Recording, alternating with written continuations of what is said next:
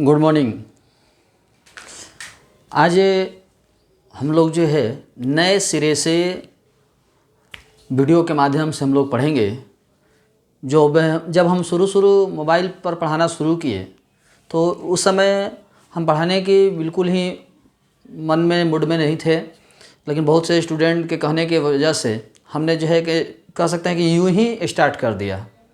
Normally रूप से हमने स्टार्ट कर दिया कि चलिए ठीक है, सभी बच्चे कुछ कुछ पढ़ेंगे घर पर, क्योंकि फिजिक्स केमिस्ट्री मैथ तो थोड़ा भी ठीक भी है, फिजिक्स और केमिस्ट्री का जो सिलेबस है, फिजिक्स और केमिस्ट्री का जो पढ़ाई है वो मोबाइल पर थोड़ा सा पढ़ना टफ होता ही है। पढ़ने में भी और पढ़ाने में भी, दोनों में ज़मीन आसमान का फ़र्क होगा। तो आज हम लोग कुछ यूँ ही बातें करेंगे और अगले वीडियो से जो है विधिवत हमारा पढ़ाई स्टार्ट हो जाएगा। तो थोड़ा सा समझने की कोशिश कीजिएगा। पहले तो अभी हम जो लाइट चैप्टर पढ़ाना शुरू किए थे, तो लाइट में अभी हम आपको बीच बीच में वीडियो उसका डालेंगे। लाइट का वीडियो बीच बीच में आपका मिलेगा, जिससे कि ऑब्जेक्टिव और एक दो टेस्ट के पेपर हम आपको दिखाएंगे और ऑब्जेक्टिव कुछ क्वेश्चन दिखाएंगे, क्योंकि लाइट के ऑब्जेक्टिव क्वेश्चन किस तरह से होंगे वो भी हम आपको दिखाएंगे। ऐसे दो गो सेट, सेट नंबर 7 और सेट नंबर शायद 8, दो सेट हम आपको दिखा भी चुके हैं। तो उस तरह से कुछ और भी ऑब्जेक्टिव प्रश्न हम आपके सामने लेकर के मिलेंगे, तो बीच बीच में उसका वीडियो आपको यूट्यूब पर मिलता रहेगा। लेकिन अभी सब जो वीडियो है वो आपको यूट्यूब पर नहीं मिलेगा। मोबाइल ऐप चलाने में यदि किन्हीं को कुछ भी प्रॉब्लम हो रहा हो तो आप हमसे कॉल करके बात कर सकते हैं। शुरुआत करते हैं विधिवत हम। तो आज हम आपको अभी सिलेबस दिखाने की कोशिश करें कि 12 क्लास के फिजिक्स का सिलेबस किस तरह से है। 12 क्लास के फिजिक्स का जो सिलेबस है वो किस तरह से है। तो वैद्युत स्थैतिकी, विद्युत धारा, धारा का चुंबकीय प्रभाव एवं चुंबकत्व, विद्युत चुंबकीय प्रेरण एवं प्रत्यावर्ती धारा, विद्युत चुंबकीय तरंग, प्रकाशिकी, आधुनिक भौतिकी। ये तो हम कह सकते हैं कि बुक के हिसाब से हमने बांट दिया। इसमें एनसीईआरटी का चैप्टर नंबर 1 और 2 आएगा। इसके अंदर में एनसीईआरटी का चैप्टर नंबर 1 और 2 होगा। इसमें चैप्टर नंबर 3 होगा। इसमें जो है चैप्टर नंबर 4 और 5 होगा। इसमें जो है आपका 4 और 5 है। इसमें चैप्टर नंबर 6 और 7 है। ये आपका चैप्टर नंबर 8 है। ये चैप्टर नंबर 9 और 10, और ये जो है आपका 11 से लेकर 16 तक लास्ट आपका हो जाएगा। ये टोटल 11 एंड एबव सब, ये आपके एनसीईआरटी के अनुसार आपका टोटल 11 से लेकर के टोटल हमारा। तो 1 और 2 इलेक्ट्रोस्टैटिक में, 3 आपका करंट इलेक्ट्रिसिटी यानी विद्युत धारा में, 4 और 5 धारा की चुंबकीय प्रभाव एवं चुंबकत्व, 6 और 7 विद्युत चुंबकीय प्रेरण एवं प्रत्यावर्ती धारा, 8 विद्युत चुंबकीय तरंग, 9 और 10 प्रकाशिकी, और 11 और उसके ऊपर के जितने भी चैप्टर्स हैं वो सब के सब आपके आधुनिक भौतिकी में आ जाएंगे। टोटल आपके 70 नंबर का सिलेबस हुआ। 30 नंबर का प्रैक्टिकल होता है जो कि कॉलेज में होता है, और उसका पढ़ाई जो है प्रैक्टिकल का हम लोग के यहाँ नहीं होता है। हम लोग केवल थ्योरेटिकल पढ़ाई ही करते हैं। हमारे यहाँ जो पढ़ाने का पैटर्न है, हम लोग पढ़ाने का जो प्रचलन है हमारे यहाँ, वो केवल थ्योरेटिकल, हम केवल थ्योरी को लेकर के मिलेंगे। प्रैक्टिकल की पढ़ाई हम लोगों के यहाँ नहीं होती है।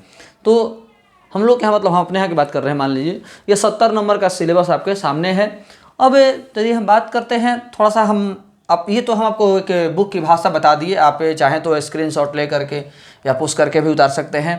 थोड़ा सा हम अपने हिसाब से चर्चा करते हैं, ध्यान दीजिएगा। हमें थोड़ा सा यहाँ पर चर्चा करें।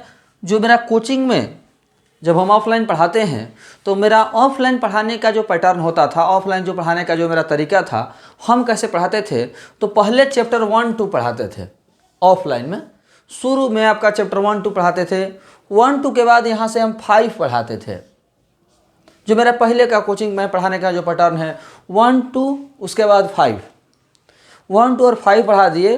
तो उसके बाद हम या तो लाइट या तो मॉडर्न, या तो हम लाइट भी पढ़ाए हैं कभी कभी, या तो मॉडर्न पढ़ाए हैं। पहले 1, 2 उसके बाद 5, 1, 2 और पढ़ाने के बाद 5, 5 के बाद या तो लाइट या तो मॉडर्न मॉडर्न पढ़ाएंगे तो उसके बाद लाइट पढ़ाएंगे, या लाइट पढ़ाएंगे तो उसके बाद मॉडर्न पढ़ाएंगे। ये मेरा पढ़ाने का पैटर्न रहा है। पहले 1 2, उसके बाद 5, उसके बाद लाइट या तो मॉडर्न। आप मैंने कहने का मतलब पहले लाइट तो बाद में मॉडर्न, पहले मॉडर्न तब लाइट, इस तरह से। और बाकी जो चैप्टर बच गए 3 4 6 और 7, तो 3 4 6 और 7 जो है ये हम समय और परिस्थितियों को देखते हुए जैसे जो हमारा समय लगता था हम उसके अनुसार पढ़ाए हैं। पहले फिर से एक बार यदि हम ऑफलाइन क्लास पढ़ाए हैं या हम इससे पहले जितना साल से पढ़ाते आ रहे हैं, तो पहले 1 2, उसके बाद 5, उसके बाद लाइट या मॉडर्न, यानी लाइट और मॉडर्न आपस में चेंज करके परिस्थिति के हिसाब से। बच्चे बोलते थे कि पहले लाइट स्टार्ट कर दीजिए तो लाइट स्टार्ट किए हैं, बच्चे बोलते पहले मॉडर्न स्टार्ट कर दीजिए तो मॉडर्न स्टार्ट किए हैं। तो आप समझने की कोशिश कीजिएगा कि हम लाइट जो पढ़ाते हैं तो लाइट के अंदर में 8 9 और 10 तीनों पढ़ाते हैं।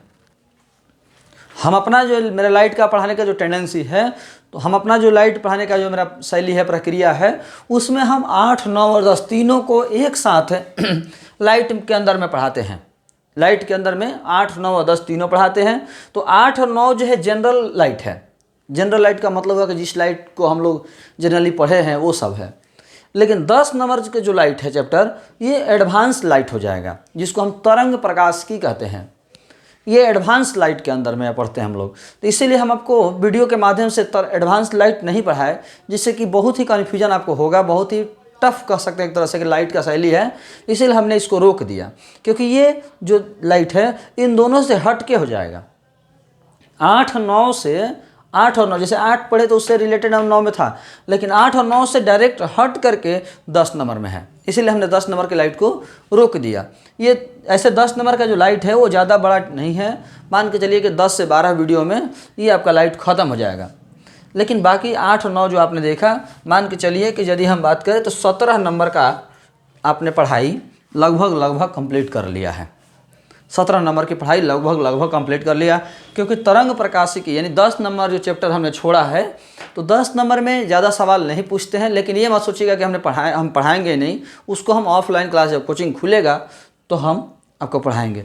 बहुत से बच्चों का सवाल है कि सर कोचिंग कब खुलेगा? तो देखिए, कोचिंग तो जब गवर्नमेंट बोलेगी तब खुलेगा, जैसे ही सरकार बोलेगी, क्योंकि हम लोग तो रोज़ की तैयार हैं। हम लोग जब कहे सरकार तब तैयार बैठे हुए हैं, तो हम लोग के हाथ में नहीं है। अब जुलाई के फर्स्ट वीक में, जुलाई का जो 1 तारीख है, 1 जुलाई को सरकार का सेकेंड अनलॉक सेकेंड जो है, आपको पता होगा कि अनलॉक सेकेंड में स्कूल कॉलेज कोचिंग खोलने का जो दिया हुआ था प्रस्ताव, तो 1 तारीख को ज़रूर कुछ ना कुछ इन्फॉर्मेशन आएगा कि खुलेगा, कैसे खुलेगा, नहीं खुलेगा। तो फिर से हम, तो अभी आप देख सकते हैं कि हमने आपको 8 चैप्टर और 9 चैप्टर, ये दोनों चैप्टर पढ़ा दिया है। अब हम आपको 1 2 पढ़ाएंगे। 1 2 पढ़ाने के बाद 5 पढ़ाएंगे, 1 2 और 5 पढ़ाएंगे। उसके बाद जो है हमें ये 10 नंबर जो छूटा हुआ है, या तो उसको लेकर चलेंगे या तो मॉडर्न में चले जाएंगे। ये इतना दिन ये जो चैप्टर है, फिर से अभी से ही बता दे रहे हैं हम, 1 2 चैप्टर का वीडियो भी बहुत लंबा जाएगा। मान के चलिए कि अप्रॉक्स 40 वीडियो इसमें भी जाएगा आपका, 40 से 45 50 वीडियो आपको 1 2 में भी जाएगा। ये पहले ही बता देना, क्योंकि देखिए चैप्टर जो आप सोचते हैं पहले जो पढ़ाई किए हुए हैं कि जल्दी जल्दी चैप्टर ख़त्म हो जाएगा 2 ही दिन में, 4 दिन में, 5 दिन में, 10 दिन में, वैसा नहीं होगा। एक एक वीडियो आपको जब ऑफलाइन क्लास पढ़ते तो पता चलता है कि ये जो है ये चैप्टर 2 मंथ चलता है ऑफलाइन क्लास में, और लाइट भी आपका 2 ही मंथ चलता है। ये दोनों चैप्टर आपके 2-2 मंथ के हैं। मॉडर्न फिजिक्स ज़्यादा नहीं लगता है, मॉडर्न फिजिक्स 1 मंथ का है।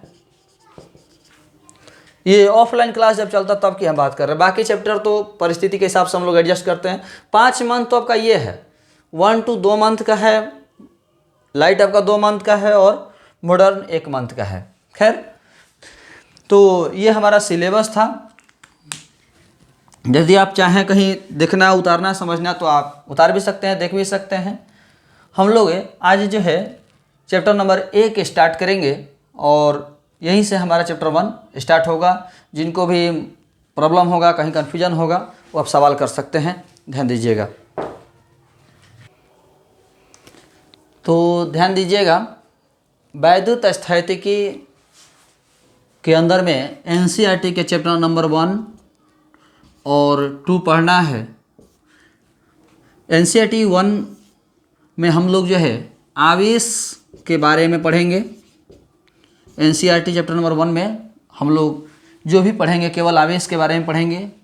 और चैप्टर नंबर 2 में विभव एवं धारिता के बारे में पढ़ना है। चैप्टर नंबर 1 में जो है आवेश है और चैप्टर नंबर 2 में जो है विभव और धारिता है। तो हम लोग अभी उसके बारे में जानने से पहले वैद्युत स्थैतिकी क्या है थोड़ा समझ लें। भौतिक विज्ञान की वह शाखा, फिजिक्स का वह ब्रांच, भौतिक विज्ञान की वह शाखा जिसमें आवेश के, भौतिक विज्ञान की वह शाखा, भौतिक विज्ञान की वह शाखा जिसमें आवेश के विरामावस्था में गुणों का अध्ययन किया जाता है। भौतिक विज्ञान की वह शाखा जिसमें आवेश के विरामावस्था में गुणों का अध्ययन किया जाता है वैद्युत स्थैतिकी कहलाता है। फिजिक्स का एक ऐसा ब्रांच जिसमें आवेश के विरामावस्था में गुणों का अध्ययन किया जाता है, विरामावस्था, स्थिर अवस्था। भौतिक विज्ञान की वह शाखा जिसमें आवेश के विरामावस्था में गुणों का अध्ययन किया जाता है वैद्युत स्थैतिकी कहलाता है। वैद्युत स्थैतिकी फिजिक्स का एक ऐसा चैप्टर है, फिजिक्स का एक ऐसा ब्रांच है जिसमें हम आवेश के स्थिर अवस्था में गुणों का अध्ययन करते हैं। यहाँ पर हम थोड़ा सा आपको चर्चा करना चाहेंगे कि विज्ञान की वह शाखा जिसमें आवेश के विरामावस्था में गुणों का अध्ययन किया जाता है वैद्युत स्थैतिकी है। विरामावस्था में गुणों का अध्ययन किया जाता है वैद्युत स्थैतिकी है, और गतिमान अवस्था में गुणों का अध्ययन किया जाता है चुंबकत्व है। विरामावस्था में गुणों का अध्ययन किया जाता है वैद्युत स्थैतिकी है, और गतिमान अवस्था में गुणों का अध्ययन किया जाता है चुंबकत्व है। फिजिक्स का एक ऐसा ब्रांच जिसमें आवेश के गतिमान अवस्था में गुणों का अध्ययन किया जाता है वैद्युत स्थैतिकी कहलाता है। तो सबसे पहले हम लोग को ये समझना है कि वैद्युत स्थैतिकी चैप्टर में आवेश के बारे में ही पढ़ना है। आवेश के विरामावस्था के गुण, आवेश के विरामावस्था के गुण पढ़ना है। तो हम लोग तो पहले ये समझने की कोशिश करेंगे कि आवेश क्या है, क्योंकि पहले तो हम लोग आवेश के बारे में जानेंगे और तब उसके विराम अवस्था में क्या क्या गुण होते हैं, विराम अवस्था में जब आवेश रहता है तो क्या क्या प्रॉपर्टी शो करता है, क्या क्या गुण दिखाता है, हम लोग उसके बारे में बात करेंगे। अब आवेश क्या है उस पर थोड़ा सा ध्यान दीजिएगा। हम बात करें आवेश क्या चीज़ है, तो आवेश मौलिक कणों की वह विशेषता, आवेश मौलिक कणों की वह विशेषता, मौलिक कण, मौलिक कण, मौलिक कण, मौलिक कण का मतलब हुआ इलेक्ट्रॉन, प्रोटॉन, न्यूट्रॉन। मौलिक कणों की वह विशेषता, मौलिक कणों की वह विशेषता जिसमें, जिसके मदद से कहें, मौलिक कणों की वह विशेषता जिसके द्वारा, जिसके मदद से विद्युत क्षेत्र की उत्पत्ति होती है। इस चैप्टर में आपको बहुत से ऐसे वर्ड मिलेंगे जो आप पहली बार सुनेंगे, तो कंफ्यूज मत होइएगा, उसके बारे में समझने की कोशिश कीजिएगा। मौलिक कणों की वह विशेषता जिसके मदद से, जिसके कारण विद्युत क्षेत्र की उत्पत्ति होती है विद्युत आवेश कहलाता है। मौलिक कणों की वह विशेषता, मौलिक कण ये है इलेक्ट्रॉन, प्रोटॉन और न्यूट्रॉन। तो इलेक्ट्रॉन, प्रोटॉन और न्यूट्रॉन की वह क्वालिटी, इलेक्ट्रॉन, प्रोटॉन, न्यूट्रॉन की वह क्वालिटी जिसके कारण विद्युत क्षेत्र की उत्पत्ति होती है विद्युत आवेश है। अब यदि हम कहीं पर भी मौलिक कण कहें, यदि कहीं पर भी मौलिक कण वर्ड हम कहेंगे तो मौलिक कण का मतलब ये हुआ कि इलेक्ट्रॉन, प्रोटॉन और न्यूट्रॉन, क्योंकि मौलिक कण ये तीन ही हैं। तो यदि हम कहते हैं कि मौलिक कण, मौलिक कण का मतलब है कि इलेक्ट्रॉन, प्रोटॉन और न्यूट्रॉन तीनों को हम एक वर्ड में कह रहे हैं मौलिक कण। इलेक्ट्रॉन, प्रोटॉन, न्यूट्रॉन को तीनों को एक साथ हम यदि कहेंगे तो मौलिक कण कहेंगे। अब प्रोटॉन और न्यूट्रॉन को यदि हम एक साथ कहेंगे तो न्यूक्लियॉन कहेंगे। यदि इलेक्ट्रॉन, प्रोटॉन और न्यूट्रॉन को तीनों को एक साथ कहेंगे तो मौलिक कण, प्रोटॉन और न्यूट्रॉन को एक साथ कहेंगे तो न्यूक्लियॉन। तो फिर से एक बार, मौलिक कणों की वह विशेषता जिसके कारण विद्युत क्षेत्र की उत्पत्ति होती है विद्युत आवेश है। मौलिक कणों की वह विशेषता जिसके कारण विद्युत क्षेत्र की उत्पत्ति होती है विद्युत आवेश है। मौलिक कणों की एक ऐसी क्वालिटी जिसके कारण विद्युत क्षेत्र की उत्पत्ति होती है विद्युत आवेश कहलाता है। ये तो फाइनल हो गया कि विद्युत आवेश क्या है। तो मौलिक कणों की एक ऐसी विशेषता, मौलिक कणों की एक ऐसी क्वालिटी जिसके कारण विद्युत क्षेत्र की उत्पत्ति होती है, विद्युत आवेश है। लेकिन अभी हम ये जानेंगे कि आवेश की उत्पत्ति कैसे होती है, आवेश कहाँ से आता है, आवेश कैसे आता है, आवेश का क्या आधार है, हम लोग उसके बारे में बात करेंगे। तो ध्यान दीजिएगा। तो विद्युत स्थैतिकी क्या है? तो विद्युत स्थैतिकी एक ऐसा फिजिक्स का ब्रांच है जिसमें आवेश के विरामावस्था में गुणों का अध्ययन करते हैं।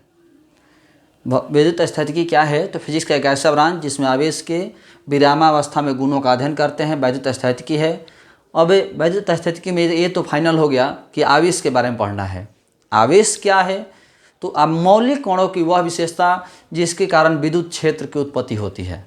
मौलिक कणों की वह विशेषता जिसके कारण विद्युत क्षेत्र की उत्पत्ति होती है, वो हमारा आवेश है। मौलिक कणों की वह विशेषता जिसके कारण विद्युत क्षेत्र की उत्पत्ति होती है, वो हमारा आवेश है। मौलिक कण कौन कौन से हैं? तो इलेक्ट्रॉन, प्रोटॉन और न्यूट्रॉन। इलेक्ट्रॉन का संकेत E होता है, प्रोटॉन का संकेत P होता है, न्यूट्रॉन का संकेत N होता है। इलेक्ट्रॉन पर आवेश इतना है, प्रोटॉन पर आवेश इतना है, न्यूट्रॉन पर 0 है। इलेक्ट्रॉन का द्रव्यमान इतना, प्रोटॉन का द्रव्यमान इतना, न्यूट्रॉन का द्रव्यमान इतना। यहाँ पर हम थोड़ा सा चर्चा कर दें। आप ये प्रोटॉन और न्यूट्रॉन का द्रव्यमान कहीं पढ़िएगा, यदि आप कहीं प्रोटॉन और न्यूट्रॉन का द्रव्यमान न्यूमेरिकल में इस्तेमाल करते हो या जनरल, इसके अलावे यदि हम कहीं और पढ़ते हैं तो प्रोटॉन का द्रव्यमान हम लोग पढ़ते हैं 1.67 × 10⁻27 kg, और न्यूट्रॉन का भी द्रव्यमान हम लोग यही पढ़ते हैं 1.67 × 10⁻27 kg हर जगह। लेकिन यहाँ पर हम तीसरा अंक भी लिखे हैं, यहाँ 2 लिखे हैं, यहाँ 4 लिखे हैं। ये इसलिए लिखे हैं कि यदि हम तीसरा अंक न लिखें और हम आपको ये कहें कि न्यूट्रॉन का द्रव्यमान प्रोटॉन के द्रव्यमान से ज़्यादा है, हम इतना ही लिखे हैं, और आपसे कहें कि न्यूट्रॉन का द्रव्यमान प्रोटॉन के द्रव्यमान से ज़्यादा है, तो आप मानने को तैयार नहीं होंगे। इसलिए मानने को तैयार नहीं होंगे क्योंकि आप तो कहिएगा कि सर दोनों तो बराबर है, तब कैसे कह रहे हैं कि द्रव्यमान ज़्यादा है? इसीलिए चूँकि द्रव्यमान ज़्यादा होता है, इसीलिए हम यहाँ पर 2 और यहाँ पर 4 लिखे हैं। अब आपको समझने में कोई प्रॉब्लम नहीं होगी, समझने में कोई कन्फ्यूजन नहीं होगा कि हाँ इसका ज़्यादा है और इसका कम है। जैसे ही हम यहाँ पर 2 और यहाँ 4 लिखते हैं तो आपको कोई कन्फ्यूजन नहीं होगा कि इसका ज़्यादा है और इसका कम है। अब यहाँ पर भी एक और बात समझाना है मुझे कि ये जो तीसरा अंक है, ये तीसरा अंक आपके अलग अलग बुक में अलग अलग भी हो सकते हैं। जैसे यहाँ पर 3, यहाँ 5, यहाँ 2, यहाँ 3, यहाँ 2, यहाँ 5, ये अलग अलग हो सकते हैं तीसरा अंक। लेकिन इतना भी अलग अलग होगा तो इसका ज़्यादा होगा और इसका कम होगा। जैसे इसका 3 होगा तो यहाँ 5 होगा, ये 1 होगा तो यहाँ 3 होगा, यहाँ 2 होगा तो यहाँ 5 होगा। तो अलग अलग हो सकता है, लेकिन इसका ज़्यादा होगा और इसका कम होगा, ये ज़रूर ध्यान रखिएगा। ये आपके केमिस्ट्री में अलग हो सकते हैं, ये केमिस्ट्री में जो डाटा है ये आपके तीसरा अंक अलग अलग हो सकता है। ऐसे हम लोग कहीं भी तीसरा अंक का इस्तेमाल नहीं करते हैं, लेकिन यहाँ पर हमने क्यों किया है उसका हमने रीज़न बता दिया कि नहीं करेंगे तो आप कंफ्यूज रहिएगा कि ज़्यादा कैसे हुआ, ये कम कैसे हुआ। अब हम बात करने जा रहे हैं कि आवेश की उत्पत्ति कैसे होती है, आवेश कैसे उत्पन्न होता है। तो आप जानते होंगे कि प्रत्येक पदार्थ छोटे छोटे कणों से मिलकर बने होते हैं जिन्हें हम परमाणु कहते हैं। प्रत्येक पदार्थ छोटे छोटे कणों से मिलकर बने होते हैं जिन्हें हम परमाणु कहते हैं, एटम कहते हैं। परमाणु के केंद्र पर नाभिक होता है, नाभिक में प्रोटॉन एवं न्यूट्रॉन होते हैं। फिर से एक बार, प्रत्येक पदार्थ छोटे छोटे कणों से मिलकर बने होते हैं जिन्हें हम परमाणु कहते हैं। परमाणु के केंद्र पर नाभिक होता है, नाभिक में प्रोटॉन एवं न्यूट्रॉन होते हैं, नाभिक में प्रोटॉन एवं न्यूट्रॉन होते हैं। जबकि नाभिक के बाहर, नाभिक में प्रोटॉन एवं न्यूट्रॉन होते हैं, जबकि नाभिक के बाहर विभिन्न कक्षाओं में विभिन्न संख्याओं में इलेक्ट्रॉन चक्कर लगाते हैं। ये बात आप लोग भी भली भांति जानते होंगे। प्रत्येक पदार्थ छोटे छोटे कणों से मिलकर बने होते हैं जिन्हें हम परमाणु कहते हैं। परमाणु के केंद्र पर नाभिक होता है, नाभिक में प्रोटॉन एवं न्यूट्रॉन होते हैं, जबकि नाभिक के बाहर विभिन्न संख्याओं में विभिन्न कक्षाओं में इलेक्ट्रॉन चक्कर लगाते हैं। ये आप भी जानते होंगे, थोड़ा सा हम लोग एक बार समझ भी लें। ये हमारा परमाणु है, ये इसका नाभिक है, नाभिक में प्रोटॉन और न्यूट्रॉन है, नाभिक के बाहर अलग अलग संख्याओं में, अलग अलग कक्षाओं में इलेक्ट्रॉन चक्कर लगाते हैं। इधर आपका इलेक्ट्रॉन चक्कर लगाते हैं। इस तरह से नाभिक के बाहर विभिन्न कक्षाओं में, विभिन्न संख्याओं में इलेक्ट्रॉन चक्कर लगाते हैं, इस तरह से। अब आप जानते, ये तो फाइनल हो गया, आप समझ गए कि नाभिक में प्रोटॉन एवं न्यूट्रॉन है। ये फाइनल हो गया, आप समझ गए हैं कि नाभिक में प्रोटॉन एवं न्यूट्रॉन है और अलग अलग कक्षाओं में इलेक्ट्रॉन है। ये भी आप जानते होंगे शायद कि परमाणु में इलेक्ट्रॉनों की संख्या और प्रोटॉनों की संख्या बराबर होती है। इलेक्ट्रॉनों की संख्या और प्रोटॉनों की संख्या बराबर होती है। ये आप जानते होंगे, पढ़े होंगे केमिस्ट्री में कि Z बराबर P बराबर E, यानी परमाणु संख्या बराबर प्रोटॉन की संख्या बराबर इलेक्ट्रॉन की संख्या, यानी प्रोटॉनों की संख्या और इलेक्ट्रॉनों की संख्या दोनों समान होती है। और ये भी आप डाटा से देख सकते हैं कि जितना इलेक्ट्रॉन का आवेश है उतना ही आवेश प्रोटॉन का है। जितना आवेश इलेक्ट्रॉन का है उतना ही आवेश प्रोटॉन का है। अंतर क्या है? ये ऋण आवेश है और ये धन आवेश है। ये ऋणात्मक है और ये धनात्मक है। यानी हम कह सकते हैं कि प्रोटॉन का आवेश इलेक्ट्रॉन के आवेश के बराबर है, लेकिन प्रकृति में विपरीत है, उल्टा है। यानी ये धनात्मक है तो ये ऋणात्मक है। बराबर तो है, इलेक्ट्रॉन के आवेश प्रोटॉन के आवेश के बराबर है, लेकिन एक धनात्मक है और एक ऋणात्मक है। फिर से एक बार, प्रत्येक पदार्थ छोटे छोटे कणों से मिलकर बने होते हैं, जिन्हें हम परमाणु कहते हैं। परमाणु के केंद्र पर नाभिक होता है। नाभिक में प्रोटॉन एवं न्यूट्रॉन होते हैं, जबकि नाभिक के बाहर विभिन्न संख्याओं में, विभिन्न कक्षाओं में इलेक्ट्रॉन चक्कर लगाते हैं। ये तो फाइनल हो गया। अब ये भी आप जानते हैं कि इलेक्ट्रॉन की संख्या प्रोटॉन की संख्या के बराबर होती है। कभी भी किसी भी परमाणु में इलेक्ट्रॉन की संख्या प्रोटॉन की संख्या के बराबर होती है, लेकिन इलेक्ट्रॉन के आवेश प्रोटॉन के आवेश के विपरीत हैं, प्रकृति में विपरीत हैं। ये प्लस है तो ये माइनस है, लेकिन मान में बराबर है। इतना तो डाटा क्लियर है। न्यूट्रॉन पर कोई आवेश नहीं होता है, न्यूट्रॉन हमारा उदासीन है। इस डाटे को यदि आप समझ गए तो हम एक एग्जाम्पल देखेंगे, ध्यान दीजिएगा, बहुत ही बेहतरीन डाटा है। जैसे हम बात करें, ये एक कोई परमाणु है, मान लीजिए, मानने में कहा जाता है ये हमारा कोई एक परमाणु है और इस परमाणु में 5 प्रोटॉन है। और ये आप भी जान चुके हैं कि 5 प्रोटॉन है तो 5 इलेक्ट्रॉन भी होंगे। 5 प्रोटॉन है तो 5 इलेक्ट्रॉन भी होंगे और न्यूट्रॉन अलग अलग हो सकता है। तो मान लीजिए कि 7 न्यूट्रॉन है। मान लीजिए, मानने में कहता है ये कोई परमाणु है जिसमें 5 प्रोटॉन है, 5 इलेक्ट्रॉन है और 7 न्यूट्रॉन है।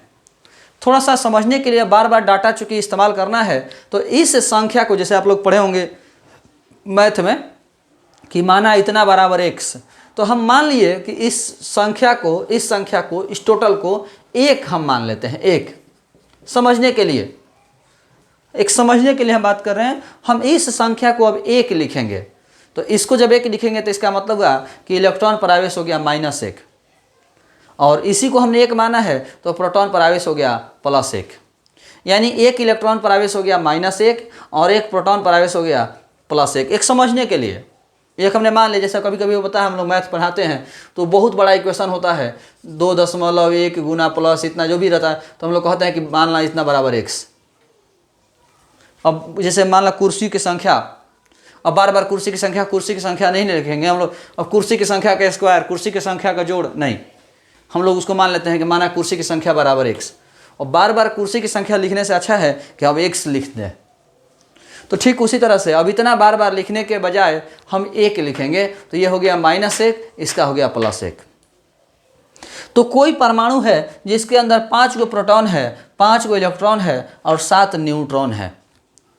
तो 5 प्रोटॉन है, तो अभी जस्ट हमने आपको बताया कि 1 प्रोटॉन पर आवेश हो गया +1, यानी 5 प्रोटॉन पर आवेश हो गया +5। 5 प्रोटॉन पर आवेश हो गया +5 और 1 इलेक्ट्रॉन पर आवेश है -1, तो 5 इलेक्ट्रॉन पर आवेश हो गया -5। 5 प्रोटॉन पर आवेश हो गया +5, 5 इलेक्ट्रॉन पर आवेश हो गया -5 और 7 न्यूट्रॉन, तो 1 न्यूट्रॉन पर तो 0 आवेश है, तो 7 गो न्यूट्रॉन पर भी 0 आवेश होगा। फिर से एक बार समझिए यदि कोई परमाणु है जिसके अंदर 5 प्रोटॉन है, तो 5 प्रोटॉन है तो 5 इलेक्ट्रॉन भी होंगे और न्यूट्रॉन की संख्या अलग अलग हो सकती है। तो एक प्रोटॉन पर आवेश हमने बात किया, एक प्रोटॉन पर प्लस एक समझने के लिए हम इसको एक ले लिए हैं, अब नहीं तो बार बार इतना करना पड़ता। तो एक प्रोटॉन पर आवेश है +1, तो 5 प्रोटॉन पर +5, एक इलेक्ट्रॉन पर -1 तो 5 इलेक्ट्रॉन पर -5, और न्यूट्रॉन पर 0 है तो 7 न्यूट्रॉन पर बात करें तो 0 हो जाएगा, क्योंकि 1 न्यूट्रॉन हो चाहे 10 न्यूट्रॉन हो कोई फर्क नहीं पड़ता। टोटल आवेश की बात करें, देखिए +5 -5 0 और +0 यानी टोटल 0, यानी किसी भी परमाणु में कुल आवेश का मान, किसी भी परमाणु में टोटल आवेश का मान 0 होता है। ये फाइनल हो गया। चाहे कोई भी परमाणु की बात करें, किसी भी तरह के परमाणु ले लीजिए, तो ये हम जानते हैं कि परमाणु में प्रोटॉन की संख्या और इलेक्ट्रॉन की संख्या के बराबर होती है। प्रोटॉन की संख्या इलेक्ट्रॉन की संख्या के बराबर होंगी ही होंगी, और इसका आवेश और इसका आवेश बराबर है, लेकिन एक +1 -1 जब भी जोड़ेंगे 0 आएगा, जब भी जोड़ेंगे 0 आएगा। इसका मतलब हुआ कि किसी भी परमाणु में कुल आवेश का मान 0 होता है। इसीलिए कहा जाता है कि परमाणु विद्युतः उदासीन होते हैं। ये एक बहुत अच्छा सवाल का आंसर हो गया कि परमाणु विद्युतः उदासीन होते हैं क्यों?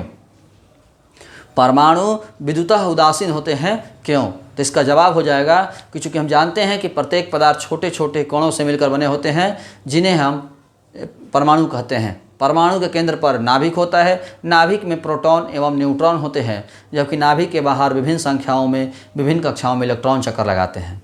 चूँकि इलेक्ट्रॉन का संख्या प्रोटॉन की संख्या के हमेशा समान होता है, तथा हम जानते हैं कि इलेक्ट्रॉन के आवेश प्रोटॉन के आवेश के बराबर लेकिन प्रकृति में विपरीत होता है, जबकि न्यूट्रॉन उदासीन होता है। अतः किसी भी परमाणु पर कुल आवेश का मान हमेशा 0 होता है। इसलिए हम कह सकते हैं कि परमाणु विद्युतः उदासीन होता है। ये फाइनल हो गया कि परमाणु पर टोटल आवेश का मान 0 होता है, किसी भी परमाणु पर कुल आवेश का मान 0 होता है। अब आपके अंदर में कन्फ्यूजन हो सकता है कि हम ये पढ़ने जा रहे थे कि आवेश की उत्पत्ति कैसे होती है, हम ये पढ़ने जा रहे थे कि आवेश की उत्पत्ति कैसे होती है। एक और थोड़ा सा यहाँ पर पॉइंट चर्चा कर दें। आवेश की उत्पत्ति के अलग अलग सिद्धांत हैं, लेकिन हम आवेश की उत्पत्ति के जो आधुनिक सिद्धांत है वो हम आपको पढ़ा रहे हैं। बहुत से आवेश रगड़ करके भी उत्पन्न किया जाता है, पढ़े होंगे एबोनाइट सड़ बाल वाला एग्जाम्पल रगड़ करके, तो वो सब नीचे का है। आप आवेश की उत्पत्ति का जो आधुनिक सिद्धांत है वो यही है कि प्रत्येक पदार्थ छोटे छोटे कणों से मिलकर बने होते हैं, जिन्हें परमाणु कहते हैं। परमाणु के केंद्र पर नाभिक होता है, नाभिक में प्रोटॉन एवं न्यूट्रॉन होते हैं, जबकि नाभिक के बाहर विभिन्न संख्याओं में विभिन्न कक्षाओं में इलेक्ट्रॉन चक्कर लगाते हैं।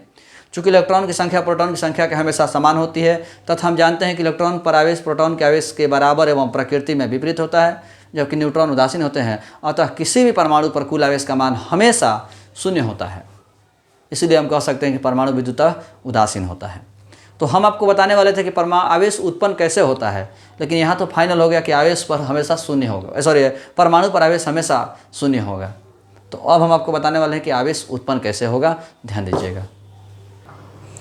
अभी हम जो भी आपको समझाने वाले हैं, फिर से एक बार बोर्ड पर लिख दिए हैं कि हमें इस संख्या को 1 मान लिए, तो इतना मतलब -1 और इतना मतलब +1। बार बार हम ये संख्या लिखने में और बोलने में थोड़ा सा कन्फ्यूजन होगा, बार बार बोलने में प्रॉब्लम होती है, इसलिए जो है हमने डायरेक्ट लिख दिया है। अब ये थोड़ा समझिएगा। ये तो आप समझ चुके हैं कि जैसे ये एक हमारा परमाणु है, ये हमारा एक परमाणु है जिसके अंदर में मान लीजिए 5 प्रोटॉन है और 5 इलेक्ट्रॉन है और 7 गो न्यूट्रॉन है। तो इस पर हमने आवेश की बात की, तो आप समझ चुके होंगे कि इस पर आवेश +5 प्रोटॉन के लिए, इलेक्ट्रॉन के लिए -5, न्यूट्रॉन के लिए 0। तो टोटल आवेश की बात करें तो 0। ये तो फाइनल हो गया कि टोटल आवेश हमारा 0 हो गया। एक और कोई दूसरा परमाणु है जिसके अंदर में 7 प्रोटॉन है, तो 7 प्रोटॉन है तो 7 इलेक्ट्रॉन भी होंगे, और कोई भी मान लीजिए 8 न्यूट्रॉन है। तो 7 प्रोटॉन का मतलब +7, 7 इलेक्ट्रॉन का मतलब -7, और 8 न्यूट्रॉन का मतलब न्यूट्रॉन पर तो 0 होता है, तो चाहे 1 न्यूट्रॉन हो चाहे 10 न्यूट्रॉन हो तो 0 हो गया। इसको भी जोड़ेंगे तो टोटल 0 होगा। तो ये तो फाइनल हो गया कि किसी भी परमाणु पर कुल आवेश का मान 0 होता है। चाहे कोई भी परमाणु हो, चाहे उसके अंदर में कितने भी प्रोटॉन इलेक्ट्रॉन हो, कुल आवेश का मान 0 होगा। किसी भी परमाणु में टोटल आवेश का मान 0 होता है। किसी भी परमाणु में टोटल आवेश का मान शून्य होता है। ये हमारा फाइनल हो गया कि किसी परमाणु में टोटल आवेश का मान शून्य होता है। अब कहता है कि हमने इन दोनों परमाणुओं को आपस में रगड़ दिया। जब दो परमाणुओं को हम आपस में रगड़ते हैं तो उनमें इलेक्ट्रॉन का आदान प्रदान होता है। जब दो परमाणुओं को हम आपस में रगड़ते हैं तो उनमें इलेक्ट्रॉन का आदान प्रदान होता है। आदान प्रदान मतलब लेन देन, एक देता है दूसरा लेता है, यानी एक त्याग करता है दूसरा ग्रहण करता है। जब दोनों परमाणुओं को हमने आपस में रगड़ते हैं तो उनमें इलेक्ट्रॉन का आदान प्रदान होता है, इलेक्ट्रॉन का एक्सचेंज होता है। एक परमाणु इलेक्ट्रॉन त्याग करता है, दूसरा परमाणु इलेक्ट्रॉन ग्रहण करता है। ये त्याग और ग्रहण करने की जो प्रक्रिया है वो अलग अलग तरह से भी होती है। जैसे नहीं जरूरी नहीं कि रगड़ने की बात हो, अलग अलग तरीके से भी होती है, लेकिन इलेक्ट्रॉन का लेन देन होता है। एक परमाणु इलेक्ट्रॉन त्याग करता है, दूसरा परमाणु इलेक्ट्रॉन ग्रहण करता है। अब हम मान लिए, मानने में क्या जाता है, हमने मान लिया कि ये जो है एक इलेक्ट्रॉन इसको दे दिया। मान लीजिए ऐसा एग्जांपल हम समझने की बात कर रहे हैं कि एक इलेक्ट्रॉन ये जो है इसको दे दिया। तो एक इलेक्ट्रॉन जब ये इसको दे दिया तो समझने की कोशिश कीजिएगा, ध्यान दीजिएगा।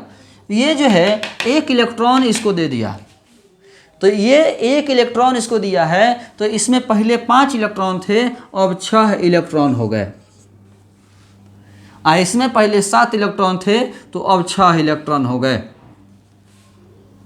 ये एक इसको दे दिया तो इस पे 5 थे तो 6 हो गया, इसमें 7 था तो एक कम हो गया, 6 हो गया। प्रोटॉन कितने होंगे? सवाल है कि प्रोटॉन कितने होंगे? तो बहादुर प्रोटॉन 5 ही रहेंगे, क्योंकि प्रोटॉन का लेन देन नहीं हुआ है, इलेक्ट्रॉन का लेन देन हुआ है। प्रोटॉन तो पहले 5 था तो 5 ही रहेगा, इसमें 7 था तो 7 ही रहेगा।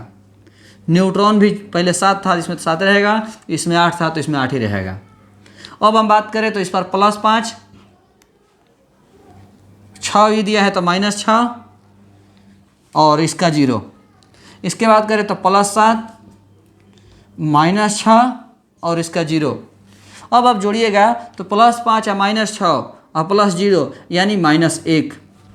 इसका जोड़िएगा तो +7 और -6 और 0 यानी +1।